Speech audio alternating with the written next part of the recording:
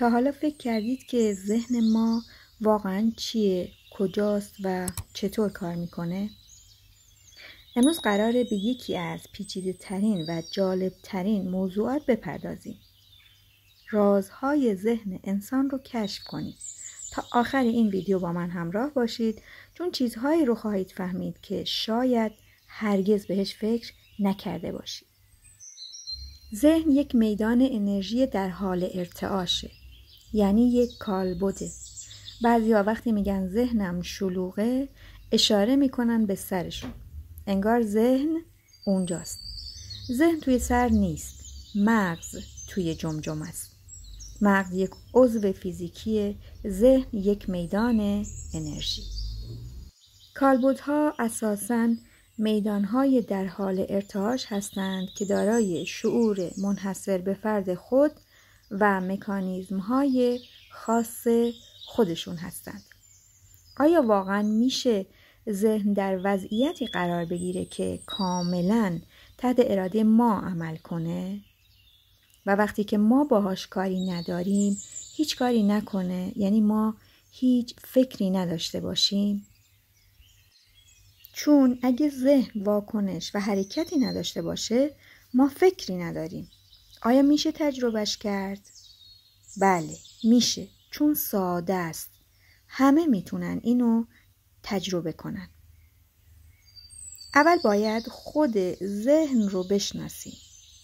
وجه تمایز اصلی انسان نسبت به تمام جانوران دیگه و تمام موجودات دیگه ذهن خلاقشه.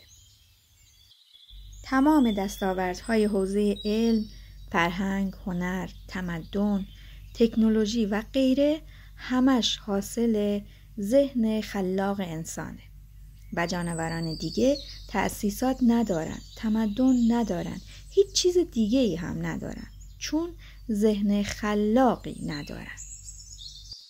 ذهن یک ابزار فوق‌العاده عالیه، ولی وقتی که از کنترل خارج شده باشه اون ما رو کنترل میکنه. در اون صورت ما روی شادی و آرامش رو نخواهیم دید. جدای از این که ما موقعیت اجتماعیمون چی هست، تحصیلاتمون در چه سطحیه، یا اوضاع اقتصادیمون چقدر خوبه، یا حتی ارتباطات و معاشرت‌های خوبی داشته باشیم، فرقی نمیکنه، رنج میکشیم. و هر چقدر که ما بتونیم ذهن رو بهتر بشناسیم و بهتر مهار کنیم میتونیم بیشتر از رنج رها بشیم و کیفیت زندگی به سطح بالاتری ارتقا پیدا میکنه به معنای حقیقی. حتی اگه ما تحصیلات نداشته باشیم، سواد اجتماعی نداشته باشیم و حتی اگه موقعیت اجتماعی خوبی هم نداشته باشیم. به دلیل اینکه وقتی ذهن مهار میشه ما به شادی درون دست پیدا میکنیم، یک شادی بی دلیل که همیشه با ماست و ما با هیچ چیز دیگه‌ای نمیتونیم این شادی رو به دست بیاریم جز با مهار ذهن. طبق اصول کوانتوم بدن ما یک میدان انرژی در حال ارتعاشه. نه فقط بدن ما بلکه همه چی. هر آنچه که در حوزه فیزیکی به شکل ماده در اومده یک میدان انرژی در حال ارتعاشه و هر جا ارتعاشی هست اطلاعات جابجا میشه. مثلا ما میتونیم در لحظه اطلاعات رو با گوشی تلفن از یک کشور به کشور دیگه‌ای منتقل کنیم در لحظه. صدا از طریق امواج الکترومغناطیسی از این طرف کره زمین به اون طرف زمین در یک لحظه جابجا میشه، یعنی اطلاعات سوار این موج میشن و میرن. پس وقتی که میگیم بدن ما یک میدان در حال ارتعاشه، یعنی دائم در حال گرفتن و فرستادن اطلاعات. ذهن هم یک میدان انرژی در حال ارتعاشه. پس یک کالبد مثل کالبد فیزیکی ما و دارای شعور منحصر به فرد و مکانیزم خاص خودشه. فکر خلاق کار ذهنه و مغز مثل آنتنه و اطلاعات رو میفرسته و اطلاعات رو میگیره. دقیق تر از مغز آنتن DNA که اون هم مرتب در حال ارسال و دریافت اطلاعاته. کار اصلی ذهن چیه؟ ذهن ابزاریه که رابطه بین روح ما و کالبد مادی ماست که تمام اطلاعات یا خواسته های روح ما رو به کالبد فیزیکی میرسونه.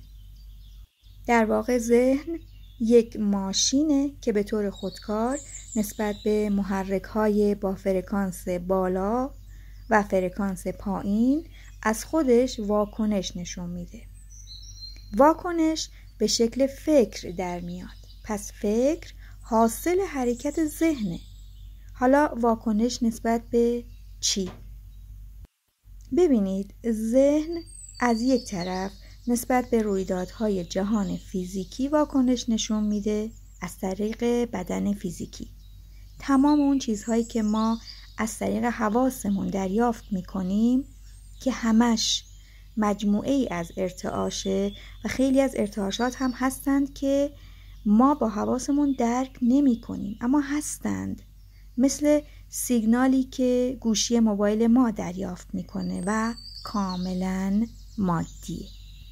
ذهن میاد تمام اطلاعاتی که از جهان پیرامون به شکل سیگنال فیزیکی هست رو میگیره و میفرسته به سطوح بالاتر آگاهی، یعنی روح. چون روح خودش نمیتونه مستقیم با ماده در ارتباط باشه و یه واسطه لازمه که هم با سطوح مادی ارتباط برقرار کنه، هم بتونه با سطوح غیر مادی ارتباط برقرار کنه که اون رابط ذهنه و بعد روح اطلاعات رو آنالیز میکنه و پیام رو به ذهن میفرسته تا به جسم برسه.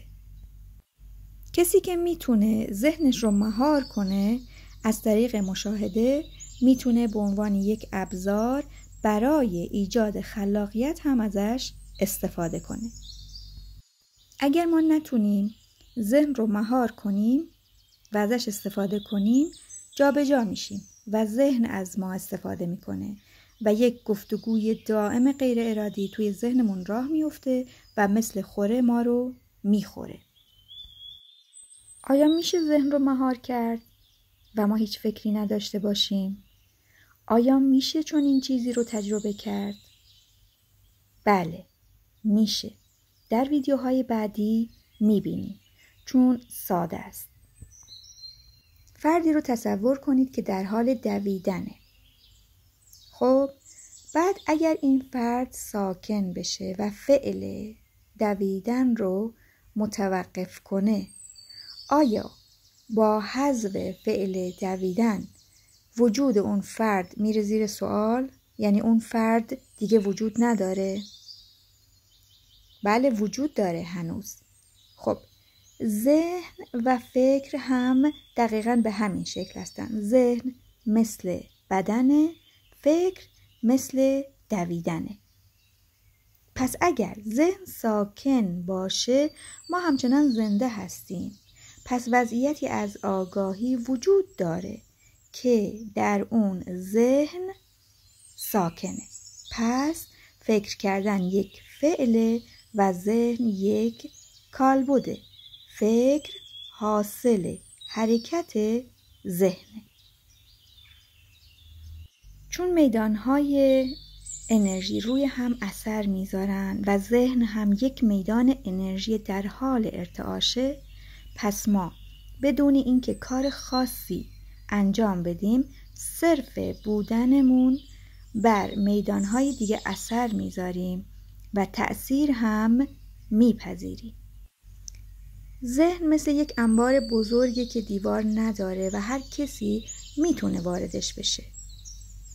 پس ما اگر آگاه نباشیم و بلد نباشیم که ذهنمون رو کنترل کنیم، توی دردسر بسیار بزرگی میفتیم و دچار رنج بی‌پایان میشیم.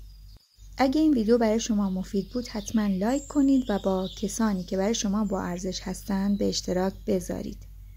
اگر تا حالا عضو کانال نشدید لطفاً سابسکرایب کنید و دکمه زنگوله رو هم فعال کنید تا از جدیدترین ویدیوها مطلع بشید. ممنون از همراهیتون.